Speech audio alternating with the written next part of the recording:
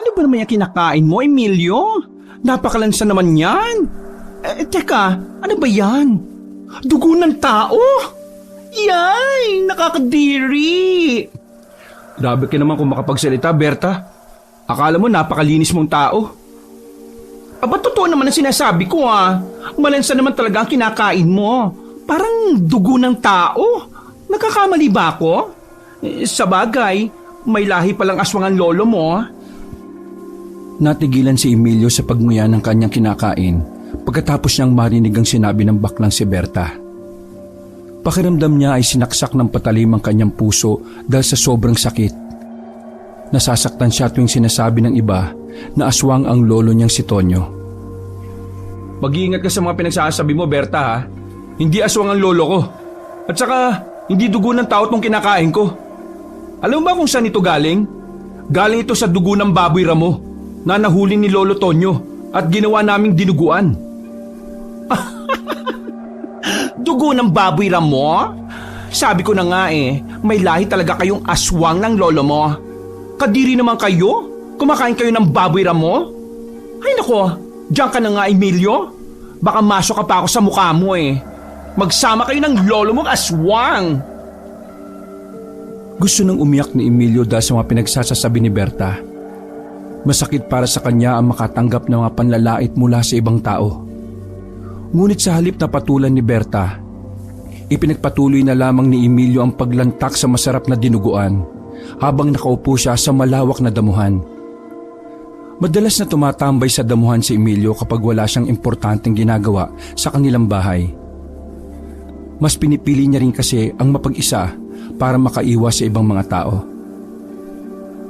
Bakit kaya may mga taong mahilig manlait?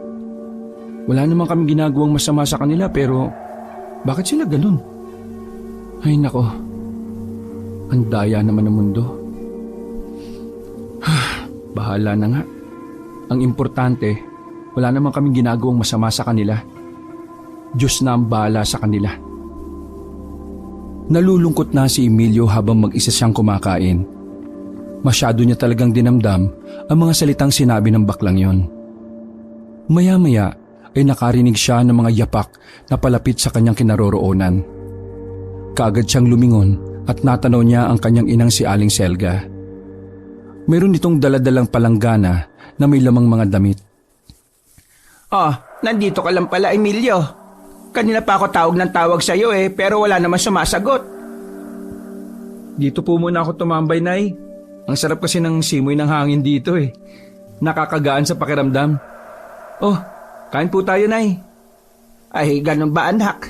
Teka, ano ba yung kinakain mo?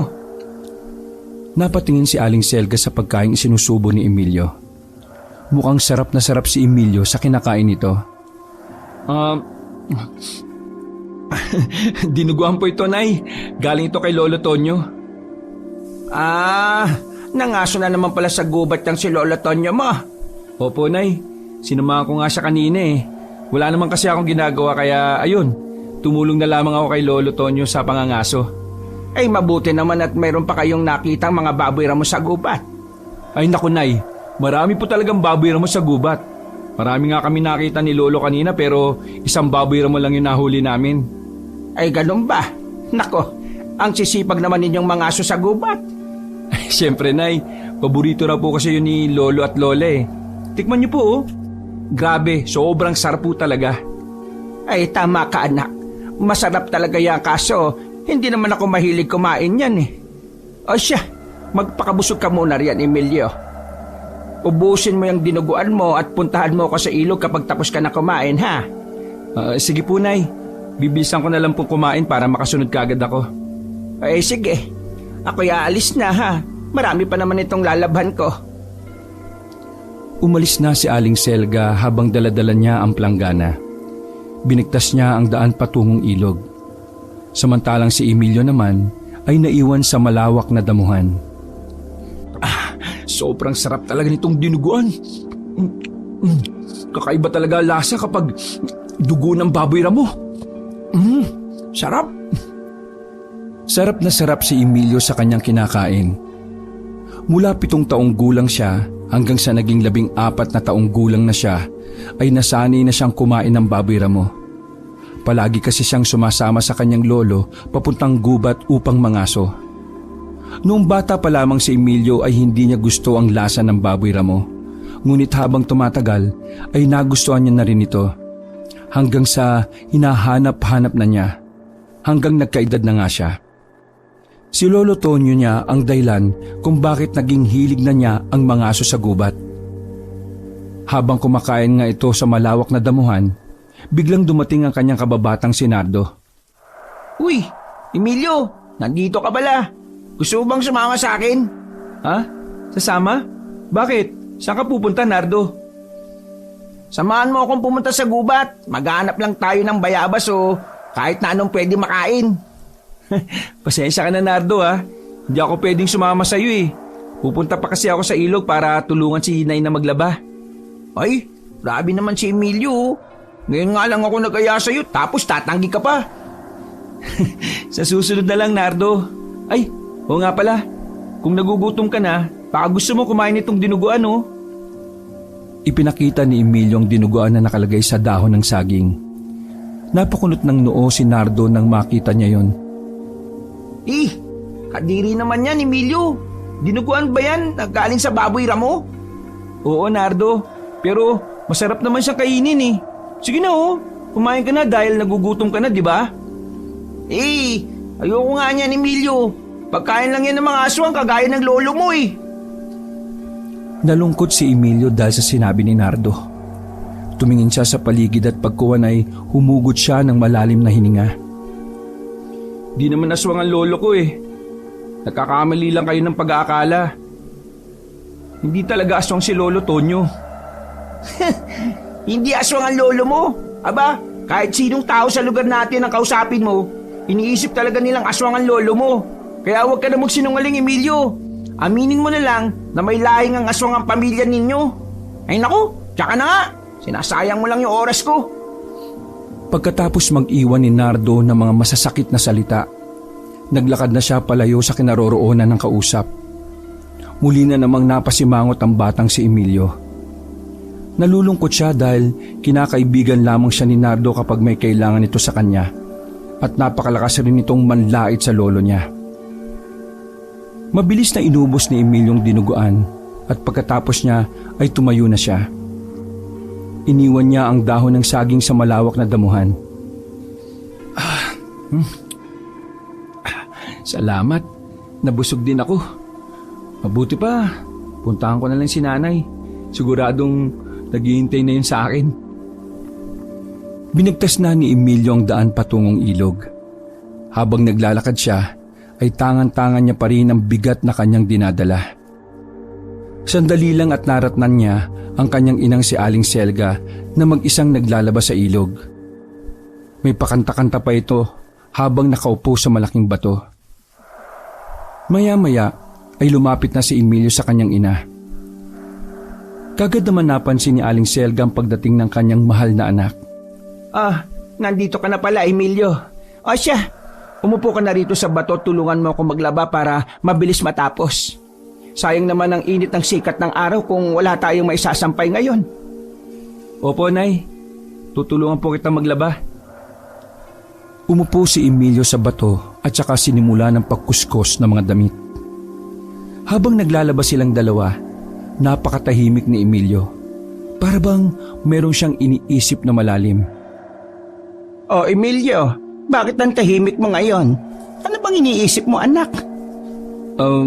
Wala naman po, Nay. Talaga bang wala kang iniisip? Nako, mukhang may problema ka nga, anak eh. Naninibago ako sa iyo. Dati kasi maingay ka naman kapag naglalaba tayo. Wala naman po akong problema, Nay. Siguro napagod lang ako sa paglalakad patungo dito sa ilog. Ay nako, kilala kita, anak. Alam ko kung may problema ka o wala. Ano ba kasing iniisip mo? Huwag ka na mahiya. Sabihin mo na sa akin yan. Natameme lamang si Emilio sa sinabi ng kanyang ina. Gusto niya magsalita pero natatakot siya. Ayaw niya rin masaktan ang kanyang ina. Emilio, anak, sige na. Sabihin mo na sa akin kung ano ba ang gumugulo sa isip mo. Nandito lang ako para sa iyo, anak. Dahil sa sinabi ni Aling Selga, ay nagkaroon ng lakas ng loob si Emilio na sabihin sa kanyang ina ang kanyang mga iniisip. Ganito po kasi yun, Nay eh. Palagi na lamang akong nilalait ni Nardo at Berta. Pati na rin po yung iba pang mga tao sa lugar natin. Sinasabi nilang aswang daw si Lolo Tonyo. Hindi naman po aswang si Lolo, di ba? Nagulat si Aling Selga sa kanyang narinig. Napaawang ang kanyang labi. Tila ba nabigla siya sa sinabi ni Emilio. Huminga siya ng malalim at mahinahong nagsalita. Emilio, huwag mo na lamang silang pansinin. Hayaan mo sila kung anong iniisip nila. Alam mo namang walang basihan ng mga ibinibintang nila sa lolo mo. Basta ang mahalaga, kilala mo ang lolo mo. Alam nating parehas na wala siyang ginagawang masama sa kanila. Kaya pabayaan mo na lang sila, anak. Malungkot pa rin ang mukha ni Emilio na parabang sinlalim ng balon ng kanyang daladala. Huminto siya sa pagkuskus ng damit at tumingin kay Aling Selga. Nay, aswang po ba talaga si Lolo Tonyo? Tila ba na estatwa si Aling Selga dahil sa tanong ni Emilio. Hindi siya nakagalaw at hindi rin siya makapagsalita. Oh, bakit nakatulala ka po, Inay? Tama po bang iniisip nila na aswang po si Lolo? Sabihin mo po ang totoo, Nay. Nagugulan po kasi ako eh. Biglang nahimasmasan si Aling Selga. Nagising siya mula sa pagkatulala. Nilakasan niya ang kanyang loob at saka tinapik ang balikat ni Emilio.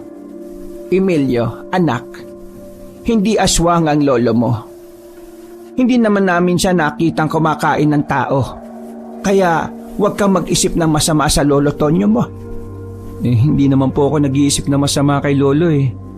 Sadyang nagugulan lang po talaga ako, Nay. Ay nako, bakit ka naman naguguluhan, anak? Naniniwala ka rin bang aswang ang Lolo Tonyo mo? Hindi naman po, Nay. Hindi po ako naniniwalang aswang si Lolo. Oh, ayan naman pala, anak eh. Hayaan mo na ang ibang tao. Kaya mabuti pa, bilisan mo na lang ang pagkuskus ng mga labahan at nang maisampay na natin ito habang mainit pa. Sige po, Nay. Muling ibinalik ni Emilio ang kanyang atensyon sa paglalaba. Kinusot niyang maigi ang bawat damit na nahahawakan niya at ganun din ang ginawa ni Aling Selga. Paminsan-minsan ay sinusulyapan ni Aling Selga si Emilio. Tinitingnan niya kung ayos lang ba ang kanyang anak. Ngunit napapansin niyang parang malalim pa rin ang iniisip ni Emilio. Hindi na lamang umimik si Aling Selga. Sa halip ay patuloy lamang sila sa paglalaba hanggang sa natapos sila. Hay, salamat. Natapos din tayo sa paglalaba, anak. Kaya nga po, Nay eh. Buti na lang po't mabilis lang po tayo natapos. Tumayo si Aling Selga at saka nag-unat-unat. Napagod kasi talaga siya sa paglalaba. Pakiramdam niya ay nangalay ang kanyang mga paa at kamay. Emilio, tulungan mo akong magbuhat nitong mga labahan pa uwi sa ating bahay. Sinubukan ni Aling Selga na buhatin ng malaking planggana na mayroong mga damit. Ngunit tila ba nahihirapan siyang buhatin ito na mag-isa. Ay, hayaan niyo na po ako, Nay. Ako na lamang po magbubuhat. Ay sus, dalawa tayo magbubuhat nito, anak. Hindi pwedeng ikaw lang. Napakabigat pa naman ito. Kayang-kaya ko na po ito, Nay. Huwag ka po mag-alala. Ako na pong bahala rito. Sigurado ka ba, Emilio? Baka mamaya hindi mo kayanin. Magkaluslus ka pa niyan. Nay naman, kayang-kaya ko nga po ito. Maya-maya ay binuhat na ni Emilio ang malaking planggana at saka naglakad. Hangang-hanga si Aling Selga sa ginawa ng kanyang anak. Aba, ang lakas mo naman, Emilio. Binata ka na talaga. Siyempre po, ako na po ito eh. Abot langit ang ngiti ni Aling Selga habang sinusundan niya ng tingin si Emilio. Dala-dala nito ang isang plangganang labahan habang binabagtas niya ang daang napapalibutan ng mga punong kahoy. Kaagad namang sumunod si Aling Selga kay Emilio. Binaybay nila ang daan pauwi at hindi nagtagal ay nakauwi na rin sila sa kanilang bahay. Emilio, dito mo na lang ilagay ang planggana malapit sa sampayan, ha? Opo, Nay. Ito na po. Ibinaba na ni Emilio ang planggana at sinimulan na nila ang pagsasampay. Sa kalagitnaan ng kanilang pagsasampay ay biglang bumuhos ang malakas na ulan. Nagulat si Aling Selga sa pangyayaring yon. Tumingala siya sa langit at saka napakamot sa kanyang ulo. Ay nako, ano ba naman ito? Kung kailan tapos na tayong maglaba sa kapauulan. Ang malas naman ng araw na ito, Emilio. Ano po, Nay? Alisin na po ba natin yung mga sinampay natin? Sandali lang, Emilio. Baka dumaan lang yan. Tingnan muna natin kung hihinto pa ba itong ulan o maya-maya pa. Muling tumingala si Aling Selga sa kalawakan. Nababasa na ang kanyang muka dahil sa malakas na buhos ng ulan. Nakita niya ring madilim na ang langit. Hindi na siguro ito hihinto, Nay. Ang kapal po ng ulap sa langit, oh. Ang mabuti pa, ibalik na lang natin sa planggana itong mga sinampay natin. Ay, sige, Emilio. Kunin na natin ang mga damit. Nako, pagka malas nga naman, no? Oo nga po, Nay, eh. Tayo na po. Mabilis na kumilos sina Aling Selga at Emilio. Kinuha nila ang mga nakasampay na damit at saka ibinalik sa loob ng planggana. Hinayaan nilang mabasa sila ng ulan hanggang sa matapos nila ang kanilang ginagawa. Tara na, Emilio. Pasok na tayo sa loob. Binitbit na ni Emilio ang planggana at dali-dali silang pumasok sa loob ng kanilang bahay. Basang-basa talaga sila noong mga sandaling yon. Naabutan nila ang asawa ni Aling Selga na si Mang Dodoy. Nagkakapito sa kanilang kusina. Naabutan na kayo ng ulan. Oo nga, Dodoy. Isinampay pa namin sa labas itong mga damit. Nako, uulan lang naman pala. May paparating yatang bagyo kaya umulan ng malakas eh. Ay nako, bagyo na naman. Nako, Dodoy, masisira na naman ang mga pananim natin. Kaya nga eh.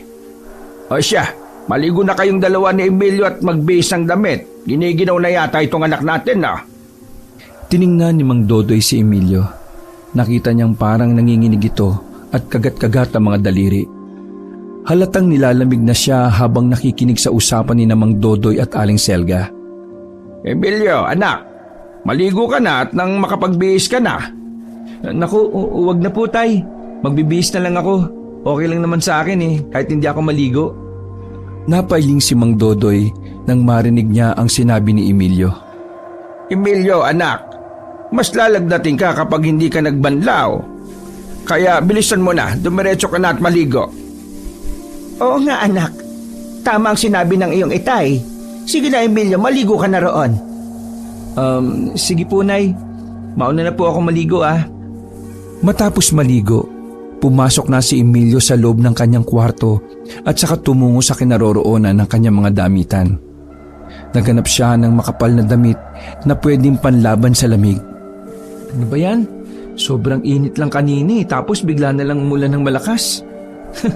Okay na okay itong jacket. Siguradong hindi na ako lalamigin ito. Agaw pansin sa mga mata ni Emilio ang jacket na kulay itim. Kaagad niya itong kinuha at saka sinuot.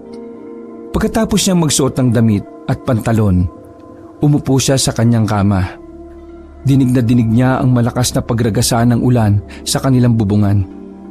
Maya-maya ay naisipan ni Emilio na dumungaw sa bintana. Habang tumatagal ay palakas kasi ng palakas ang buhos ng ulan sa labas. Tumayo na si Emilio at dahan-dahang binuksan ang bintana ng kanyang kwarto. Nagulat siya sa kanyang nasilayan nang dumungaw siya sa bintana. Naku, ang dilim ng langit. Parang hindi ko na maaninag ang paligid sa sobrang kapal ng ulan. Teka, may bagyo ba ngayon? Nakabaling lamang si Emilio sa labas ng kanilang bahay. Sobrang kapal talaga ng ulan, kaya naman nalungkot si Emilio dahil hindi na siya makakapunta sa labas upang maglaro ng saranggola. Ay naku, sayang naman yung ginawa kong saranggola kanina. Hindi na naman ako makakapaglaro nito sa labas. Makukulong na naman ako rito sa loob ng bahay buong maghapon. Habang nakadungaw si Emilio sa bintana, ay bigla siyang nagulat dahil sa malakas na kulog at kidlat. Wala sa oras na napatakip siya ng kanyang dalawang tenga. Siya kasi yung tipo ng taong takot na takot sa kulog at kidlat. Grabe naman, ang lakas naman nun. Mabilis na sinarhan ni Emilio ang bintana ng kanyang kwarto at saka humiga siya sa kanyang kama. Kinuha niya ang kanyang kumot at saka nagtalukbong. Yun ang madalas niyang ginagawa sa tuwing kumukulog at kumikidlat. Pakiramdam niya kasi ay parang nagagalit ang langit kapag sobra ang pagkulog at pagkidlat. Habang nakatalukbong si Emilio sa kanyang kumot, ay narinig niya ang usapan ng kanyang inay at itay sa kanilang kusina. May bagyo ba ngayon, Dodoy? Bakit ganito kalakas ang ulan? Ewan ko lang. Pero mukhang mayroon ng bagyo. Dahil sa tindi ng buhos ng ulan oh. Madilim din ang langit. Ay nako, Dodoy. Masisira na naman ang mga pananim natin. Wala na tayong may bebenta sa palengke. At malulugi tayo nito, Dodoy. Yan nga rin ang iniisip ko, Selga. Talagang malulugi tayo kapag bumabagyo. Sayang naman ang mga pananim natin sa bukid kapag sisirain lang ng bagyo. Nakikinig lamang si Emilio sa usapan ng kanyang mga magulang. Hindi niya mapigilan na makaramdam ng lungkot. Nababahala rin siya sa kalagayan ng kanilang mga pananim. Yung kasi ang isa sa mga nagsisilbi nilang hanap buhay. Kawawa naman si Nainay at Itay kapag masisira ng bagyo yung mga pananim namin. Nako, sana huminto na yung ulan. Binalot ng lungkot ang puso ni Emilio. Habang nasa loob siya ng kanyang kwarto, ay kung ano-ano pa ang mga naiisip niya habang patuloy sa pagbuhos ang malakas na ulan. Maya-maya ay hindi niya namalayang nakatulog na pala siya. Sobrang himbing ng kanyang tulog kaya naman hindi niya namalaya ng oras. Nagising na lamang siya dahil sa ingay ni Aling Selga. Emilio, anak, gumising ka na riyan. Aba, umaga na.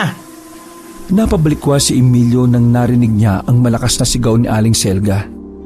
Medyo inaantok pa siya ng mga sandaling yon. Bumangon ka na riyan. Umaga na. Oras na para mag-almusal.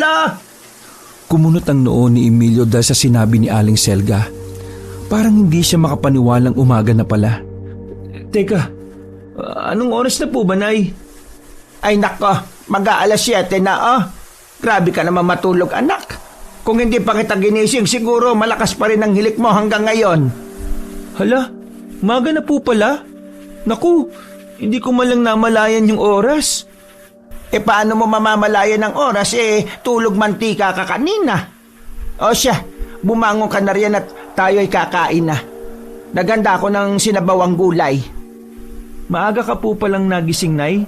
Tama-tama po yung niluto mong sinabawang gulay dahil malamig ang panahon ngayon. Anong plano mo, anak? Babangon ka ba o hindi? Kanina pa naghihintay ang pagkain, heto na po, Nay. Babangon na. Bumangon na si Emilio at saka nagunat-unat. Pagkatapos nun, ay inayos niya ang kanyang higaan. Emilio, mauna na ako sa hapagkainan ha. Sumunod ka na lang sa akin pagkatapos mong ayusin ang higaan mo. Opo, Nay. Susunod na po ako. Ay sige, hihintayin kita ron. Iniwan na ni Aling Selga si Emilio sa loob ng kwarto nito at saka tinungo ang daan patungo sa hapagkainan. Nang si Emilio na lamang ang natira sa kanyang kwarto, binuksan niya ang bintana at saka sumilip sa labas. Tanaw niya pa rin ang bawat butil ng ulan na walang humpay sa pagbuhos mula sa kalawakan. Ako naman, umuulan pa rin pala hanggang ngayon. Grabe, ilan kaya ito hinto? Muli na namang nalungkot si Emilio dahil hindi pa rin tumitila ang malakas na ulan. Ang mabuti pa, lalabas na lamang ako. Hinihintay na ako ninay sa pagkainan Lumabas na si Emilio sa kanyang kwarto at saka tinahak ang daan patungo sa kanilang kusina. Naghilamos muna siya, nagmumog at nagugas ng kamay. Naratnan niya sa hapagkainan si Mang Dodoy at Aling Selga na nakaupo at hinihintay siya. Emilio, anak, halika na. Kumain na tayo. Kanina pa ako nagugutom Opo, Itay. Doon ay pumesto na siya sa kanilang hapagkainan. Amoy na amoy ni Emilio ang masarap na sinabawang gulay. Ang bango naman po nitong niluto nyo, Nay. Iba ka talaga magluto.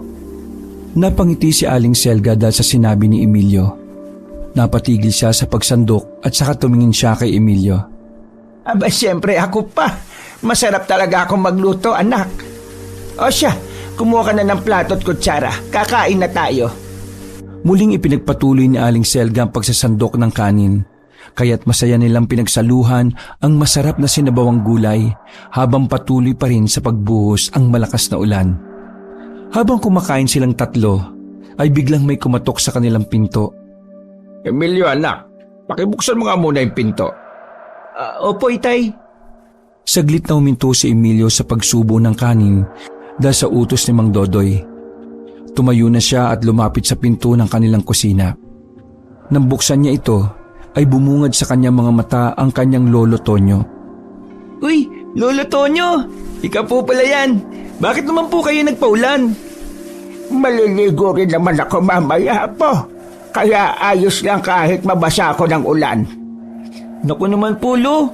Makakasakit ka po niyan dahil sa ginagawa niyong pagpapaulan. Tara, pasok po kayo sa loob. Pumasok na si Lolo Tonyo sa loob ng kanilang bahay dahil palakas ng palakas ang ulan. Nang makapasok na siya sa loob, ay kaagad siyang napansin ni na Aling Selga at Mang Dodoy. Nandito ka na pala, tay. Halika, sabayan mo kaming kumain. Ay sige lang, magpatuloy lang kayo sa pagkain, Selga. Kumain na po ba kayo, tay? Hindi pa ako kumakain, daday. Wala pa kasi akong ganang kumain Kumunot ang noo ni Aling Selga at Mang Dodoy dahil sa sinabi ni Lolo Tonyo. Nagkatinginan sila sa isa't isa. Maya-maya ay tumikim si Mang Dodoy at nagtanong kay Lolo Tonyo. Bakit naman wala kang ganang kumain ng kanin, tay? Ewan ko lang, Dodoy. Baboy ramo kasi ang hinahanap ko mula pa kagabi. Sa katunayan kaya nga ako pumunta rito upang isama ang anak niyong si Emilio sa pangangaso. Total, wala naman silang pasok, hindi ba? Nagulat si Aling Selga sa sinabi ng kanyang itay. Ngunit sa loob-loob niya ay parang alam na niya ang dahilan. Tay, saan naman kayo maghahanap ng baboy ramo? Parang malabo nang makakita ng baboy ramo sa kagubatan. Ang lakas ng bagyo ngayon, Mayroon pa naman sigurong pag-alagalang baboy ramo sa kagubatan kahit umuulan. Basta, gusto ko talagang kumatay ng ganoong hayop ngayon, Selga. Saglit na napatigil si Aling Selga dahil sa mga sinabi ni Lolo Tonyo. Tila ba naguguluhan din siya kung paano makakahuli ng baboy ramo ang kanyang ama gayong sobrang lakas ng buhos ng ulan. Maya-maya ay biglang nagsalita si Emilio. Siya na mismo ang bumasag sa katahimikang namamagitan sa kanila noong mga sandaling yon. Lolo Tonyo, tama po si Nanay Selga. Wala po tayong makikitang baboy ramo sa kagubatan dahil bumabagyo sa panahong ito Ay nako, Emilio. Maraming baboy ramong pag-aalagala sa kagubatan tuwing umuulan. Sige na, samahan mo na ako sa pangangaso. Halata sa tono ng boses ni Mang Tonyo na gustong-gusto niya talagang kumain ng baboy ramo. Lolo Tonyo, hindi po pwedeng mangaso tayo sa gitna ng ulan. Makakasakit lang po tayo, Lolo. Ang mabuti pa, sa susunod na araw na lamang po tayo mangaso. Hintayin na po muna nating tumila yung ulan. Mas lumalabas po kasi yung mga baboy ramo tuwing tag-init, di ba? Emilio, hindi na ako makapaghintay pa ng tag-init. Gusto ko na talagang kumain ng karne ng baboy ramo at saka namimiss ko na rin ang preskong dugo ng baboy ramo. Kumunot ang noo ni Emilio dahil sa sinabi ng kanyang lolo. Napapaisip siya kung bakit mahilig ang lolo niya sa baboy ramo. Lolo Tonyo, bakit po ba mahilig kayong kumain ng baboy ramo? Masarap kasi yun Kaya sige na, Apo, samahan mo na ako. Hindi nakasagot si Emilio sa sinabi ni Lolo Tonyo. Parang ayaw niya kasing lumabas dahil giniginaw siya. Emilio, anak, samahan mo na nga lang ang Lolo Tonyo mo. Nagugutom na siguro siya. Ayaw naman niyang kasing kumain ng kanin. Tama ang itay mo, Emilio. Samahan mo na lang ang lolo mo sa pangangaso. Napag-isip-isip ni Emilio na mas mabuting samahan niya na lamang ang kanyang lolo. Naaawa rin kasi siya dahil halatang gutom na ito. Sige na nga po, sasamahan na lang po kita sa pangangaso, Lolo Tonyo. Sumilay ang malapad na ngiti sa labi ni Lolo Tonyo dahil sa kanyang mga narinig. Tuwang-tuwa siya sapagkat sasamahan na siya ng kanyang apo. Ay talaga ba, Apo? Sasamahan mo ako sa pangangaso ko? Opo, Lolo Tonyo. Ay, sandali lang po. Tatapusin ko lang po muna itong kinakain ko. Ay sige, Apo. Maraming salamat talaga. Mabilis na tinapos ni Emilio ang kanyang almusal. Pagkatapos noon ay uminom siya ng tubig at nagpaalam na siya kina Mang Dodoy at Aling Selga. Magkasama silang dalawa ng Lolo Tonyo niya at binabagtas nila ang kahabaan ng daan sa gitna ng ulan. Dala-dala ng lolo niya ang gamit para sa pangangaso. Habang naglalakad sila ay hindi maiwasan ni Emilio na makaramdam ng lamig. Wala naman silang dalang pantakip sa kanilang katawan kaya naman basang-basa talaga sila. Gayunpaman, hindi na lamang nagreklamo si Emilio. Ayaw niya kasi mag-alala sa kanya ang lolo niya. Ayaw niyang malaman nitong giniginaw siya. Lakad lamang sila ng lakad. Maya-maya ay nakasulubong nila ang baklang si Berta. Meron itong daladalang payong. Nang makita sila ni Berta, ay tiningnan nito si Emilio at Lolo Tonyo mula ulo hanggang paa. Mababaka sa kanyang mga mata ang paghusga. Ay nako! Ang malas naman ng araw ko. Sa dami-rami ng mga masasalubong ko, kayo pang dalawang maglolo? Saan naman ang puntan yung dalawa, ha? Mangangaso kami ni Lolo Tonyo, Berta. Bakit? May problema ba? Wala naman. Pero mangangaso kayo ng baboy ramo? Talaga ba? Sa kalagitnaan ng bagyong ito? Ay teka, nawawala na ba kayo sa mga pag-iisip nyo? At paano naman kayo makakahuli ng baboy ramo sa kagubatan? Bumabagyo na nga. Para namang gutom na gutom kayo sa karne. Lalo na itong si Lolo Tonyo. Ano kasi, Berta, gusto kasing kumain ni Lolo Tonyo ng baboy ramo Kaya sasamahan ko na lang siya. Kumunot ang noo ng baklang si Berta. Pinasadahan niya ng tingin si Lolo Berto. Ay nako, iba talaga kapag mga aswang hindi makatiis kahit bumabagyo. Naghahanap pa rin ng mga kakaibang pagkain. Napakunot noo si Emilio sa sinabi ni Berta. Nasasaktan siya dahil hinuhusgahan nito ang kanyang Lolo Tonyo. Wala kang karapatang husgahan ng lolo ko, Berta. Hindi mo siya ganun kilala, no? Ano? Hindi ko kilala ang lolo mo? Aba, nagpapatawa ka ba, Emilio? Hoy, kilalang kilala ko ang lolo mo. Kilala siya bilang aswang sa ating lugar. Tumigil ka, Berta. Wala kang ebidensya, no? Hindi aswang ang lolo ko. Ay nako, tanggapin mo na lang kasi naaswang ang lolo mo, Emilio. Hindi po ba Lolo Tonyo? Aswang ka? Hindi naman makakibo ang matanda. Sa halip ay napayuko na lamang ito. Halos mag-aaway na sina Berta at Emilio. Ngunit pinigilan sila ni Lolo Tonyo. Tama na yan. Huwag na kayo mag-away, Emilia. Aba, huwag mo na lang pansinin ang mga pinagsasasabi niya. Hindi po pwede, Lolo. Sumusobra na kasi siya. Sinasabihan ka po niyang aswang. Hindi ka naman niya nakikitang kumain ng tao Hayaan mo na, Apo. Halika na. Mangangaso na tayo sa gubat. Ay nako, palibhasa, aswang kasi. Pero akala mo natatakot ako sa inyo? Ay sige lang, subukan niyo akong saktan para ubusin ng mga tao ang buong angkan niyo rito sa lugar natin. Ay naku naman, no? Sige na, umalis na kayo at nakakasuka ang pagbumukha niyong maglolo. Halika na, Apo. Huwag na lang natin siyang pansinin. Muling naglakad sina Emilio at Lolo Tonyo palayo kay Berta. Samantalang si Berta naman ay naiwang tumatawa. Habang naglalakad sina Lolo Tonyo at Emilio, mayroong itinanong si Emilio. Lolo Tonyo, totoo po bang sinasabi nilang aswang ka? Ay, pasensya ka na po sa tanong ko, Lo, ha. Palagi ko kasing naririnig sa iba na aswang daw ang lolo ko Huwag mo na silang pansinin, Apo. Kahit ako marami na rin akong naririnig mula sa kanila na isa akong aswang. Pero ni minsan ay hindi ko sila pinansin. Hinahayaan ko lamang silang mag-isip kung anong iniisip nila. Sabi na lamang na matanda sa kanyang apo. Grabe naman po kasi sila lolo eh. Wala naman silang ebidensya, di ba? Pabayaan mo na lang sila, Emilio. Bilisan na lang natin ang paglalakad upang makarating na tayo sa kagubatan.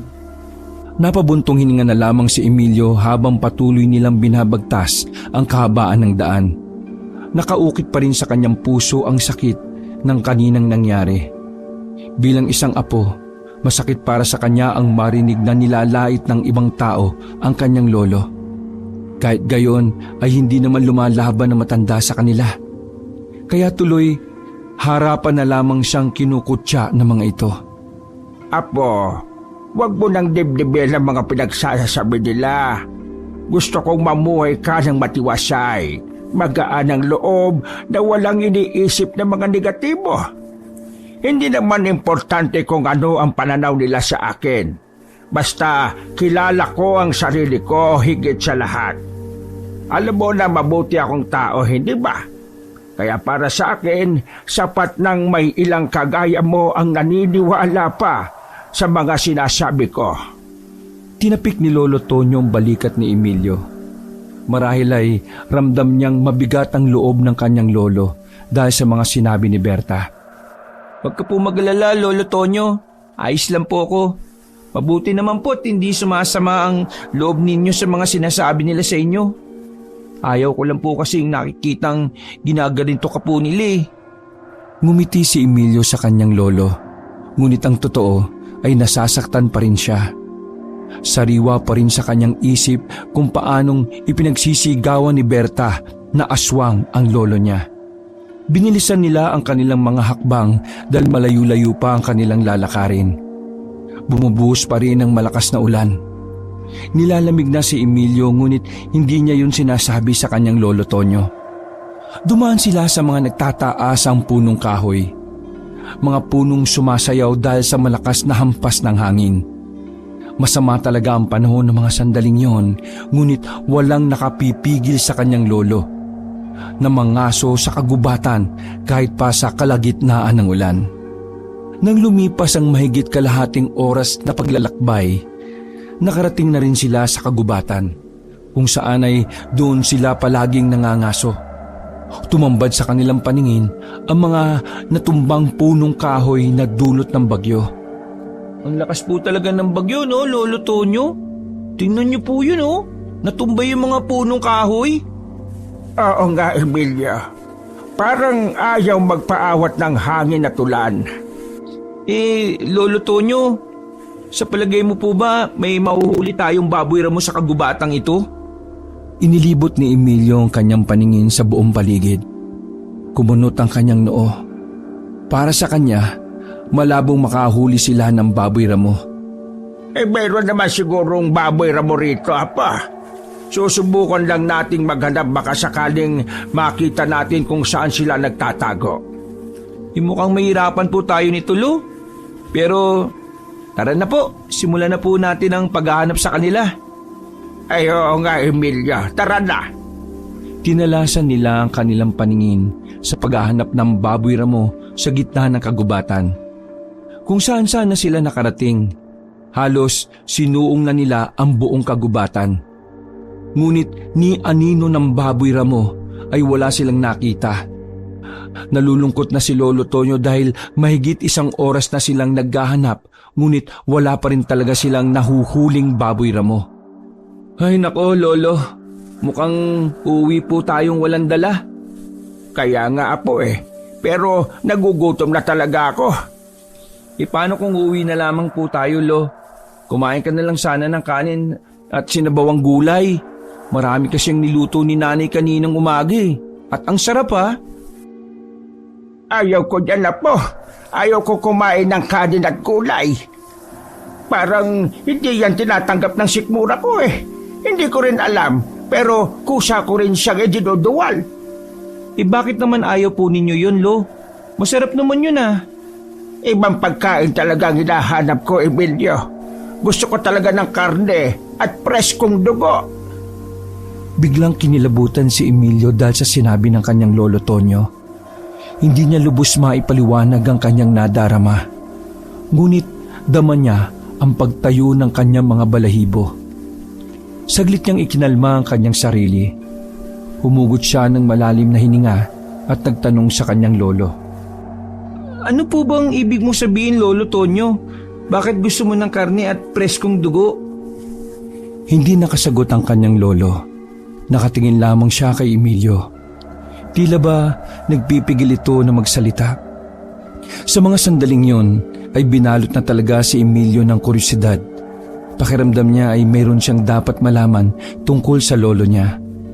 Malakas ang kanyang kutob na mayroon itong itinatago sa kanya. Lolo Tonyo, sabihin mo po ang totoo. Naguguluhan na po kasi ako eh. Pangako po, hindi ko po ipagsasabi kahit na kanino. Saka kahit na ano pa po yan, Lo, tatanggapin ko po yan ng lubos. Napabaling sa lupa ang matanda na tila ba sandaling nag-iisip. Ilang sandali lang ay muli siyang napatitig sa mukha ng kanyang apo. Tila ba may kung anong nabuo sa kanyang isipan para magpasya sa isang bagay. Sigurado ka ba, Apo? Gusto mong malaman ng tungkol sa tunay na pagkatao ka? Opo, Lo. Gustong-gusto ko po malaman. Nakahanda na po ako. Pero, Apo, Sige lang po, Lo. Ituloy niyo lang po ang sasabihin niyo. Makikinig lang po ako sa inyo. Apo, baka hindi mo magustuhan ang malalaman mo. Baka gaya ng ibang tao, kamuhian mo rin ako. Baka maging iba ang pakikitungo mo sa akin. Nakagat ni Emilio ang kanyang ibabang labi dahil sa sinabi ng kanyang lolo Tonyo. Mas lalo siyang naguluhan kung ano nga ba talaga ang dapat niyang malaman tungkol sa lolo niya. Sa kabila ng lahat, ay mas nangibabaw pa rin ang kanyang pagtitiwala sa kanyang lolo. Para sa kanya kasi ay wala talaga itong ginagawang masama. Lolo Tonyo, hindi po ako katulad ng iba. Sabi mo lang sa akin ng totoo, hindi po kita lalaitin. Mahal na mahal po kita, Lolo eh. Tanggap po kita maging sino ka man o ano ka man sa iyong nakaraan. Muntik nang mapaluha si Lolo Tonyo dahil sa mga salitang namutawi mula sa bibig ni Emilio. Natutuwa siya sa sinabi ng kanyang apo. Naramdaman niyang mahal na mahal siya nito. Humugot muna siya ng malalim na hininga bago muling nagsalita. Ganito kasi yon, Emilio. Naririnig mo na rin madalas ang sinasabi ng mga tao tungkol sa akin, hindi ba? Ang totoo kasi niya na po. Ano po? Teka, sandali lang po, Lo ha. Hindi ka po ordinaryong tao? Ano pong ibig mong sabihin, Lo? Ang ibig kong sabihin, hindi ako kagaya ninyo. Mas lalo pang naging seryoso ang mga titig ng bata sa kanyang lolo. Pilit niya kasing inaabangan ang mga katagang bibitawan pa nito. Apo, totoo ang sinasabi ng mga tao. Totoo ang mga bagay na sinasabi nilang aswang daw ako. Isa talaga kong aswang, Apo. Malungkot pang tinig ni Lolo Tonyo. Saka napayuko muli sa lupa. Napaawang ang labi ni Emilio nang marinig niya ang tinura ng kanyang lolo. Tila ba naistatwa siya sa kanyang kinatatayuan sapagkat hindi siya kaagad nakapagsalita. Basta pinaghalong emosyon ng takot at awa ang namayani sa kanyang puso. Apo, tanggap mo pa rin ba ako bilang lolo mo? Kahit isa kong aswang. Dahil sa tanong ng kanyang lolo ay nakabawi si Emilio mula sa pagkakatulala. Sa kabila ng mga revelasyon nito ay wala pa rin siyang nararamdamang anumang panganib dito. Para sa kanya, ito pa rin ang kanyang kilalang Lolo Tonyo. Isang mabait na lolo at mabuting tao sa lahat. Kaya huminga siya ng malalim bago sumagot. Oo naman po, Lolo. Tanggap po kita kahit ano ka pa. Pero meron po akong tanong sa inyo eh. Paano ka po ba naging aswang, Lolo Tonyo? Ganito kasi yan, Apo. Makinig ka maigi, ha? Ipinamana kasi ito ng nanay ko noong bago pa siya pumanaw. ipinasa niya sa akin ng pagiging aswang niya. Sa katunayan, wala akong balak na tanggapin yon pero nagmakaawa si inay sa akin. Matanda na raw siya at kailangan niyang isalin sa akin ang pagiging aswang niya.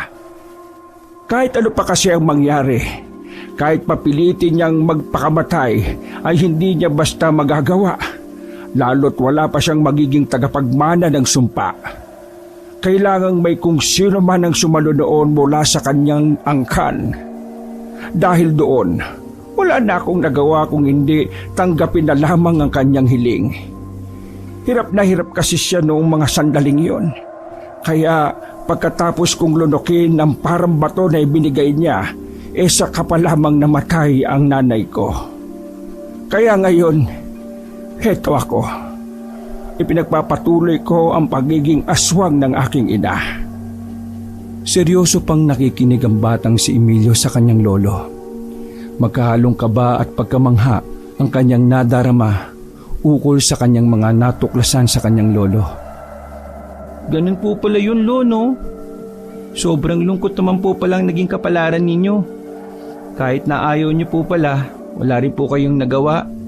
Mas pinili niyo pang iligtas ang kapakanan ng nanay niyo para makapagpahinga na siya. Kaya labag man po sa inyo, pilit niyo pa rin pong tinanggap ang sumpa. Pero siya nga po pala, Lo. Alam na po ba yan ni Lola at ni nanay at tatay? Oo, Apo. Matagal na nilang alam na isa kong aswang. Pero inilihim nila yon. Ayaw nilang malaman ng ibang tao, kaya nga naiintindihan nila ako sa tuwing naghahanap ako ng baboy ramo. Ah, ganun po ba, Lo? Kumakain din po ba kayo ng tao, Lolo Tonyo?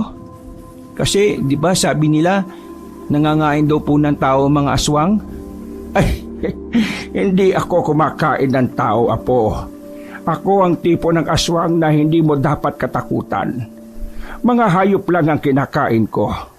Gustong gusto ko kapag karning hilaw at preskong dugo. Kaya nga palagi akong pumupunta rito sa kagubatan at nangangaso ng mga hayop dahil iniiwasan kong mambiktima ng tao. Ito ang paraan ko para manatiling buhay at hindi makapaminsala sa mga tao. Humanga si Emilio sa kanyang lolo nang malaman niyang hindi ito kumakain ng tao. Ang buong akala niya kasi ay nangangain ng tao ang lahat ng mga aswang sa mundo. Mabuti naman po't hindi kayo kumakain ng tao, no? Oo nga, Apo. Pinipigilan ko talaga ang sarili ko dahil alam ko ang pakiramdam ng mawala ng mahal sa buhay. Halos mabaliw nga ako noong nawala ang nanay ko. Nasa kalagitnaan sila ng kanilang kwentuhan nang biglang humampas ang napakalakas na hangin na ikinatumba ng isang punong kahoy. Nagulat sina Emilio at ang kanyang lolo nang bumagsak ang malaking puno. Naku, kailangan na po nating umuwi, Lo. Natatakot na po ako sa bagyo. Pero wala pa tayong nahuhuling baboy ramo, Emilio. Bukas na lang po, Lo. Palakas na ang bagyo. Natatakot na po ako eh. Lo, uwi na po tayo. Tanaw ng kanyang lolo ang takot sa mukha ni Emilio. Nanginginig na rin ito sa labis na lamig. Nakaramdam siya ng awa para sa kanyang apo, kaya naman ay napagpasya niyang umuwi na lamang. Nilalamig ka na nga, Apo. Sige na, tara na, umuwi na tayo. Muli na naman nilang binigtas ang kahabaan ng daan habang patuloy pa rin sa pagdanak ang malakas na ulan at sinasabayan pa ng kulog at kidlat. Napatakip na lamang si Emilio sa kanyang dalawang tenga nang marinig niya ang malakas na kulog at kidlat. Nang lumipas ang maygit kalahating oras, nakarating na rin sila sa kani-kanilang bahay. Dumiretso na si Lolo Tonyo sa sariling bahay nito, samantalang si Emilio naman ay umuwi na rin sa kanilang bahay. Nandito ka na pala, Emilio. Kumusta naman ang pangangaso niyo ng lolo mo? Malas nga po, Nay. Wala kaming nahuling baboy ramo. Ay bumabagyo naman kasi, anak. Mahirapan talaga kayong maghanap ng baboy ramo dahil hindi nyo alam kung saang lugar sila nagtatago. Oo nga po, Nay. Tama ka po. Kumusta naman ang lola Tonyo mo? Ayos lang naman ba siya? Ay naku Nay, nalulungkot nga po si Lolo dahil wala kaming nahuli. Gustong-gusto niya raw po kasing kumain ng karne at uminom ng preskong dugo. Ay nako Emilio, naghahanap na naman ng lolo mo. Nung mga sandaling yon ay biglang naalala ni Emilio na aswang nga pala ang lolo niya. Kaya bahagya pa siyang lumapit para magtanong sa kanila. Nay, totoo po palang aswang si Lolo Tonyo? Nanlaki ang mga mata ni Aling Celia nang marinig niya ang sinabi ng kanyang anak. Paano mo naman yan nalaman, Emilio? Sinabi po kasi sa akin ni Lolo kanina na isa raw siyang aswang at inilim niya po yun sa ibang tao. Oo, Emilio, tama ka. Aswang nga ang lolo mo. Pero hindi siya nangangain ng tao dahil mabait ang lolo mo. Hindi siya katulad ng iniisip nila. Iyan nga po ang sabi ni Lolo sa akin kanina. Mas naawa nga po ako sa kanya Emilio, huwag na huwag mong ipagkakalat sa iba ang tungkol sa pagkatao ng lolo mo, ha? Ayaw kong dumating sa puntong kamuhian siya at katakutan ng lahat ng tao sa lugar natin. Baka mapahamak siya. Opo, Nay. Kahit ako, ayaw ko rin pong kamuhian nila si Lolo Tonyo Kaya wala po akong balak na sabihin yun sa ibang tao. Napangiti si Aling Celia dahil sa sinabi ni Emilio. Batid niyang mapagkakatiwalaan ang kanyang anak. Ay sige na Emilio, maligo ka na at saka magbihis. Kanina ka pa nilalamig dyan. Oo nga po Nay nilalamig na po talaga ako. Nang sumunod na mga araw, patuloy pa rin ang bagyo. Bumisita si Emilio sa bahay ng kanyang lolo at lola dahil gusto niyang kumustahin ang lolo Tonyo niya. Naratnan niya ang kanyang lola Delfa na nagsasaing sa kusina. Magandang hapon po, Lola Delfa. Nandito ka pala po. Magandang hapon din sa'yo. Mabuti naman at naisipan mong dumalaw rito. Oo nga po, Lola Delfa. Kumusta nga po pala si Lolo Tonyo? Ang Lolo Tonyo mo? Naku, nandun siya sa loob ng aming kwarto. Parang wala siyang ganang lumabas puntahan mo muna ang lolo mo at kausapin mo siya. Kawawa naman po si Lolo Tonyo. O sige po Lola, pupuntahan ko po muna siya. Naglakad na si Emilio patungo sa kwarto ng kanyang lolo at lola.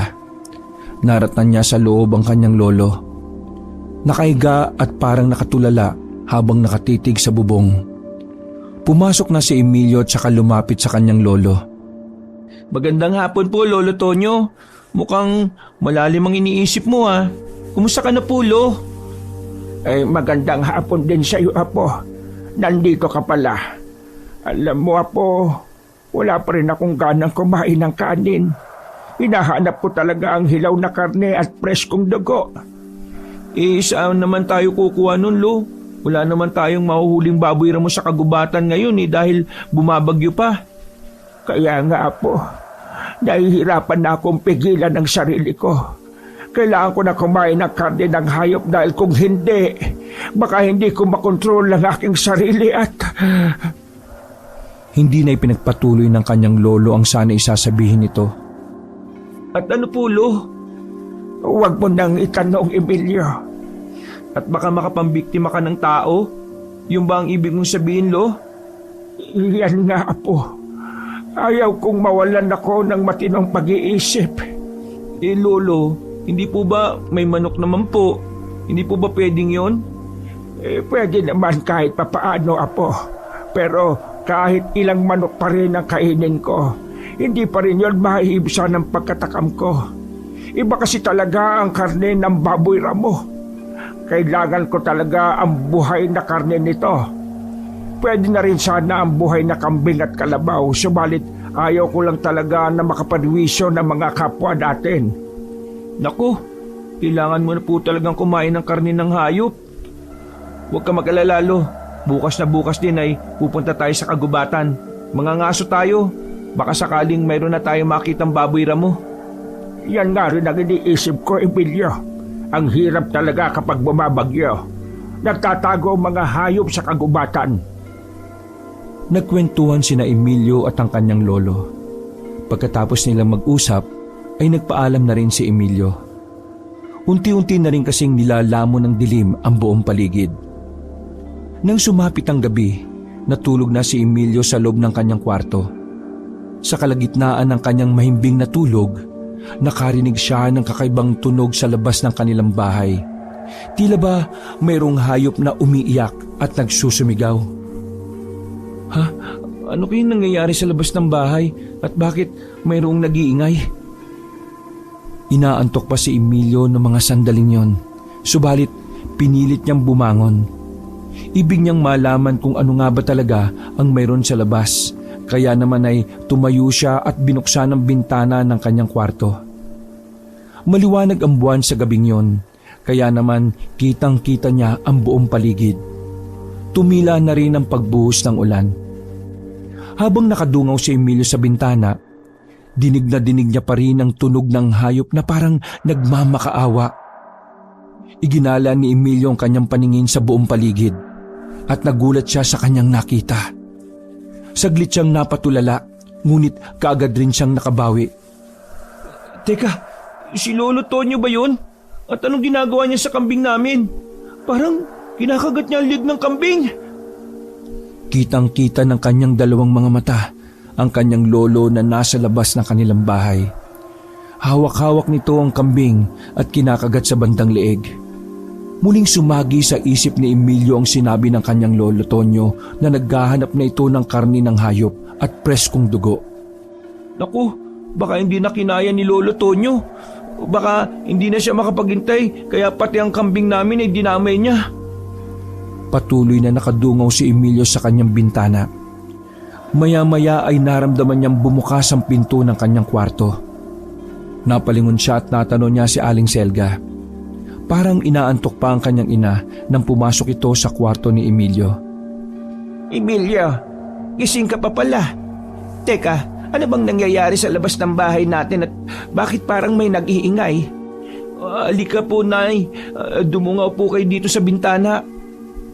Kagad namang sumunod si Aling Elga sa sinabi ni Emilio. Humakbang siya palapit sa bintana at saka dumungaw sa labas.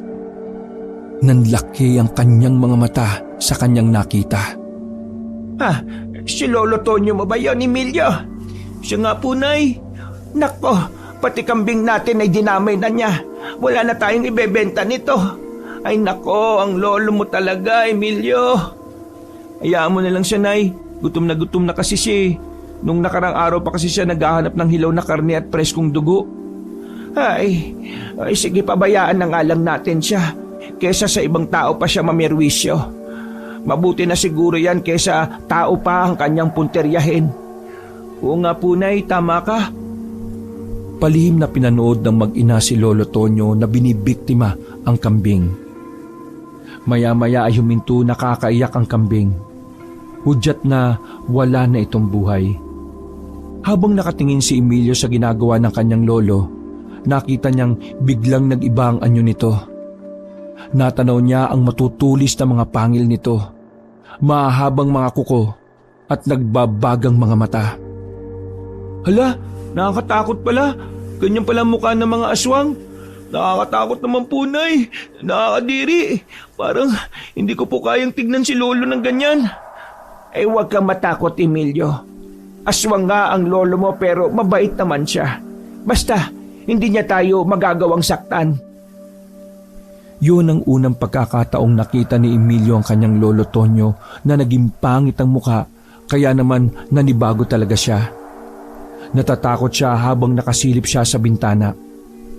Sarap na sarap ang kanyang lolo sa dugo ng kambing. Kumakalat na nga sa mga bibig nito ang dugo. Talagang uhaw na uhaw sa preskong dugo ang kanyang lolo.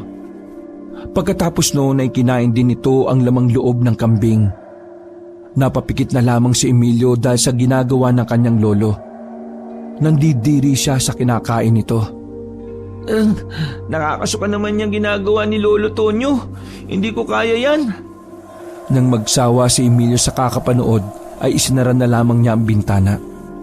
Bumalik na siya sa kanyang higaan at ganun din si Aling Selga. Muli silang natulog at nang sumapit ang umaga ay inilibing nila ang natirang katawan ng kambing na hindi naubos ng kanyang lolo. Hindi na lamang nila sinabi sa kaniyang lolo Tonyo ang tungkol sa kanilang nakita sapagkat nauunawaan naman nila ang lolo niya. Hanggang sa dumating na lang ang isang dapit hapon.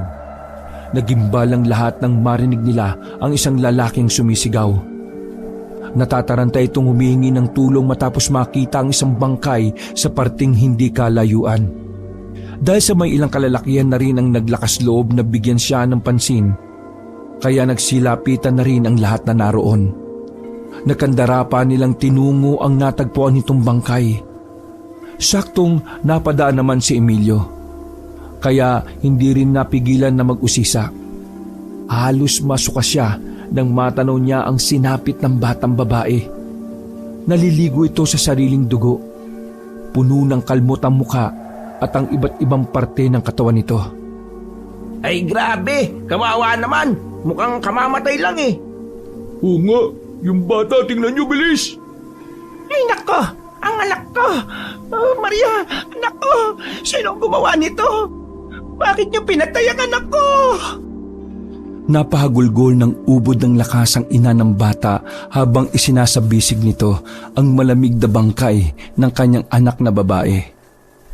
Nang biglang nagsalita ang galit na si Mang Ben, isa sa kilalang may matinding galit kay Lolo Tonyo. Lintik talaga! Napakawalang iya! Malakas ang aking kutob na aswang ang pumaslwag sa batang ito. Tignan niyo ang kanyang katawan. Kinagat ang leeg, puno ng kalmot. Ang daming sugat sa katawan. Aswang talaga ang gumawa nito. Maniwala kayo sa akin. Ilabas niyo ang aswang na yon. Kakarnihin ko siya. Pagpapayaran niya ang ginawa niya sa anak ko. Patuloy na nagwawala si Aling Rosa sa gitna ng damuhan. Hindi niya lubos maipaliwanag ang sakit na nararamdaman na nasa loob ng kanyang dibdib. Bilang isang ina, masakit para sa kanya ang mawala ng anak. Habang nagwawala ang ginang, nakita niya si Emilio. Tiningnan niya ito mula ulo hanggang paa. Masakit ang tingin na ipinupukol ni Aling Rosa kay Emilio. Maya-maya ay sinigawan niya ito. Ay, Emilio, ilabas mo ang lolo mong aswang. Tatagtarin ko ang buong katawan niya. Nagulat si Emilio dahil sa sinabi ni Aling Rosa. Pinagbintangan nito na ang lolo niya ang pumaslang sa bata. Nagkakamali po kayo. Hindi aswang ang lolo ko. Pakiusap. Huwag niyo po siyang sasaktan. Hindi po siyang may gawa niyan. Maniwala kayo. Tama ka, Rosa. Aswang nga ang lolo niyang si Tonyo. Dapat siyang mamatay. Ay nako, sinabi ko na nga ba eh. Hayop talaga yung matandang aswang na yan eh. Napakademonyo talaga ng gagong yan. Tara na mga kasama, tugisin na natin siya. Sabay segundo pa ng iba pang naroon sa pinangyarihan ng insidente. Tama, si Mang Tonyo ang aswang. Tara mga kasama, puntahan natin siya bago pa siya makatakas. Tala, bilis! Bilisan niyo! Dali-dali na nga nagkumahog ang mga nagngangalit na tao patungo sa bahay ng tinuran nilang aswang. Naiwan namang nakatulala na lamang ang batang si Emilio. Batid rin kasi niyang wala na siyang magagawa pa ng mga oras na yon. Gayunpaman, alam niyang kailangan niyang gumawa ng paraan. Kaya sa kabila na matinding pagkabigla, pilit niyang sandaling kinalma ang sarili. Saka dali-daling nagtungo sa kinaroroonan ng kanyang mga magulang na noon ay wala pa ring alam sa mga nangyayari. Inay! Itay! Bilisan niyo po! Humahangos na tinig ng bata habang papalapit sa kanyang ama't inang nasa loob lang ng kanilang bahay. Oh, anak, bakit? Napano ka? Ano bang nangyayari? Sandali nga anak, kumalma ka muna. Patuloy pa rin sa malalim na paghinga ang bata. Nang makakuha ng hangin ay saka nito isiniwalat ang lahat. Nay! Tay! Si Lolo Tonyo po! Ano? Napano si tatay? Sinugot po siya ng mga taong bayan. Siya raw po ang pumatay kay Maria. Ano? Halika na! Bilis! Puntahan natin sila! Walang pag-atubili nang nagtungo ang mag-anak kay Lolo Tonyo. Pagkarating nila sa harap ng bahay na matandang si Lolo Tonyo, ay sabay-sabay silang natigilan. Naabutan nila ang kalunos-lunos na kalagayan nito. Halos hindi na makagalaw dahil sa matinding bugbog na natamo sa mga taong bayan. Maga ang magkabilang mata na nakasubsob sa lupa. Tattad rin ng mga sugat at mga pasa sa iba't ibang parte ng kanyang katawan. Mabuti na lang rin at wala doon na matandang asawa nito na si Lola Delpa. Noon ay may kasalukuyang may ginagamot pa kasi ito sa bayan. Sandali! Wag! Wag niyo pong saktan si Lolo! Tama na po! Mga kapitbahay, sandali lang. Magulos dili muna kayo. Bahagyang napatigil ang lahat sa kanilang ginagawa. Saka napabaling sa 3 kaanakan ng matanda na noon ay kararating lang sa eksena. Anong maghunos dili? Sa tingin nyo ba, papalagpasin pa namin ang ginawa ng aswang na ito? Abay, mga gago pala kayo eh. Akala nyo ba, hindi namin matutuklasan ang kalapastangan ng ginawa niya sa bata? Papatayin namin siya! Oo nga, patayin na yung aswang na yan! Ano pang hinihintay niyo mga kasama? Pirapirasuin na natin ang buong katawan ng aswang na yan. Ay, oo nga, tapos sunugin natin siya ng buhay! Sa kabila ng lahat ay biglang nagsalita si Mang Ben. Hoy, Dodoy, ipinagtatanggol mo pa itong tatay mong aswang. Baka gusto mo pati kayo madamay.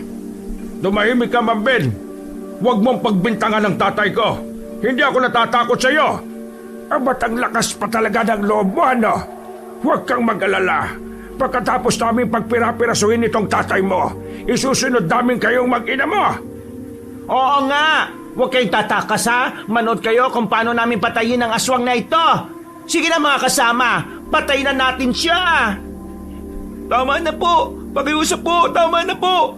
Huwag niyo pong saktan si Lolo! Pakiusap po! Wala po siyang ginagawang masama! Kaya tama na po! Hoy! Tumahimik kang gago ka! Mamamatay na ang lolo mong aswang, mga salot!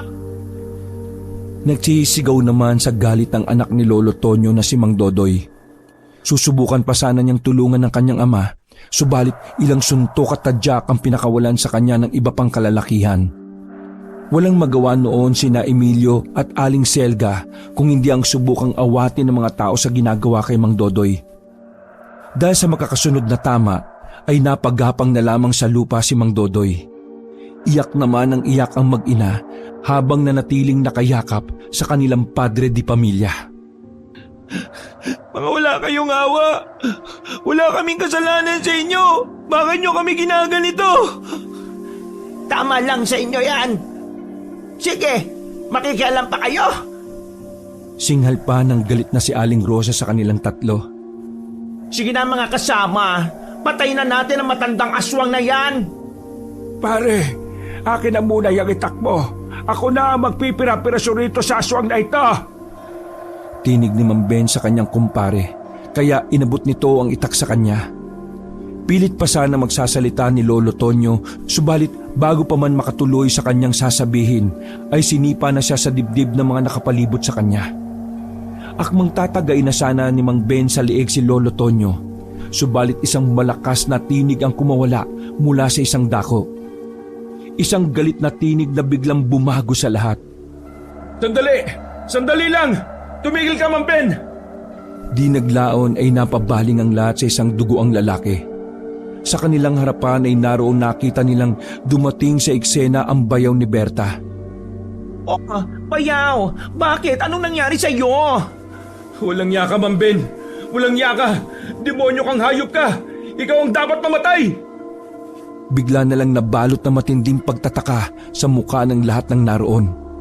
Bawat isa sa kanila ay sabik na nakaabang sa mga susunod na iwawaksi ng bayaw ni Berta. Hayop! Hayop ka! Pinatay mo ang mag-ina ko! Hayop ka! Papatayin kita! Aswang ka! Ikaw ang aswang! Tila tumigil ang mundo ni Mang Ben sapagkat sa isang iglap natuklasan ng lahat ang kanyang maitim na lihim. Ang tungkol sa kanya ring pagiging isang aswang. Subalit hindi katulad ni Lolo Tonyo na nakadepende lamang sa mga hayop. Dahil si Mang Ben ay tahasang nang bibiktima ng tao mula sa mga kalapit na baryo. Sa tindi ng galit ni Mang Ben ay napabaling ang kanyang atensyon sa bayaw ni Berta. Wala na rin siyang oras para magsaaswang pa.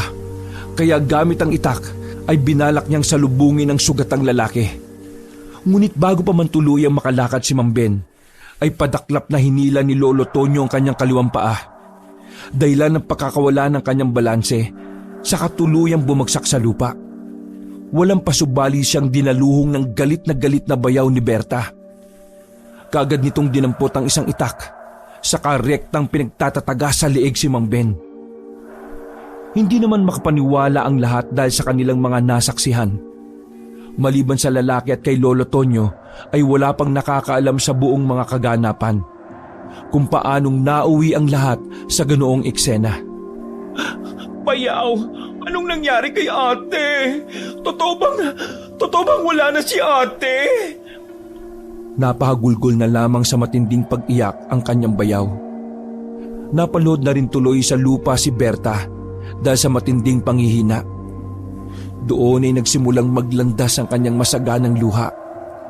Hindi pa man direktang nakukuha ang sagot sa kanyang tanong, ngunit base pa lamang sa reaksyon at kilos ng kanyang bayaw, nabatid niya na ang lahat.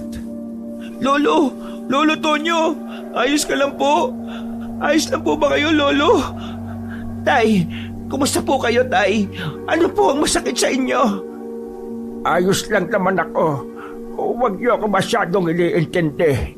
Kalos lang ito. Kaya ko pa naman, aray. Habang patuloy sa pag-iiyakan at pagkukumustahan sina Emilio at lolo nito, bigla namang sumingit ang bayaw ni Berta na nooy ay medyo nahimasmasan na rin kahit papano. Maraming salamat sa iyo, Mang Tonyo. Salamat po talaga sa lahat. Bakit, Bayaw? Bakit ka nagpapasalamat sa kanya? Nagpatuloy pa nga sa pagkukwento ang bayaw ni Berta, kaya doon pa lang din naging malinaw ang lahat ng mga kaganapan. Sa katunayan pala ay ang anyong aswang na si Mang Ben ang sumalakay sa kanilang tatlo. Pauwi na sana sila mula sa kabilang baryo ng hapon na yon. Kasama niya noon ang kanyang buntis na asawa at ang napatay na batang si Maria. Sinubukan pa sana silang iligtas ni Lolo Tonyo, subalit di hamak na mas malakas si Mang Ben kumpara sa kanya. Marahil na rin siguro sa kanilang paraan ng pamumuhay at mga kinakain. Sa katunayan pa nga ay malubha pang nasugatan si Lolo Tonyo para lang ipagtanggol ang buntis na kapatid ni Berta. Makailang ulit nitong tinanggap ang mga atake para sana sa buntis. Ngunit sa kabila ng lahat ay nabigo pa rin si Lolo Tonyo sa kanyang kabayanihan at muntik pa nga siyang mapatay sa laban. Sa pag-aakala ni Lolo Tonyo na patay na ang taong nais niyang tulungan, saka pa lamang siya tumakas. Subalit nagawa pang baliktarin ni Mang Ben ang mga pangyayari. Nagawa niyang linlangin ang mga tao para maibaling kay Lolo Tonyo ang lahat ng sisi sa natagpuan nilang bangkay ng batang babae. Subalit buti na lamang ay nabuhay ang nag-iisang testigo na nagpatunay sa lahat. Yun nga ay ang bayaw ni Berta. Dahil sa mga kwento ng lalaki, ay napagtanto ng lahat na mali pala ang kanilang mga ginawa at pagbibintang kay Lolo Tonyo. Mas nangibabaw kasi sa kanila ang galit at ang gawing batayan ng mga salitang walang matibay na basihan. Hindi man lang nila binigyan ng pagkakataon na makapagpaliwanag pa ang matanda. Subalit gayong kadali na lamang silang nagpataw ng kanilang parusa. Ukol lamang sa mga maling paratang. Bagay na muntik pang ikinapahamak ng isang inosenteng nilalang. Bagay rin na muntik pang nagdulot sa kanila ng matinding pagkakasala. Nagulat na lang ang lahat ng buong tapang na lumapit si Berta sa sugatang si Lolo Tonyo. Sa kaniyakap ito ng maigpit, habang patuloy na humahagulgol ng iyak. Walang humpay ang kanyang paghingi rito ng patawad. Bagay na malugod namang tinanggap na matanda. Sa kabila man ng mga sakit na dulot ni Berta at ng kanyang mga kabaryo, mas nagibabaw pa rin sa kanilang buong mag-anak ang pagpapatawad. Turo kasi yun ni Lolo Tonyo sa kanila na mas masarap mabuhay na walang galit sa puso. Mas masarap matulog at gumising kung alam mong ang lahat ay mapayapa. Buhat ng nasabing insidente, ay pinili na lamang na magpakalayo-layo nila Lolo Tonyo at ng kanyang asawang tao na si Lola Delpa. Minabuti nilang manirahan na lamang sa gitna ng kabundukan, kung saan malayo sa mga tao, para na rin sa ikakapanatag ng mga ito. Paminsan naman ay binibisita na lamang nila ang apong si Emilio at mga magulang nito kapag may pagkakataon. Magandang araw po, Lolo Tonyo, Lola Delpa. Tuloy po kayo. Ano po yung dala nyo? Ay, eto, nagdala kami ng paborito ng ama mo, palaka. Hala, palaka po, Lolo? Yak, kadiri! Napuno na lamang ng tawanan ang kanilang tahanan. Wakas,